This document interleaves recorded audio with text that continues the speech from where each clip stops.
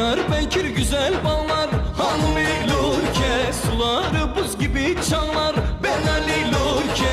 Ali Paşa mahallesinde hanımı lurke, lurke oynar güzel kızlar, ben Ali lurke.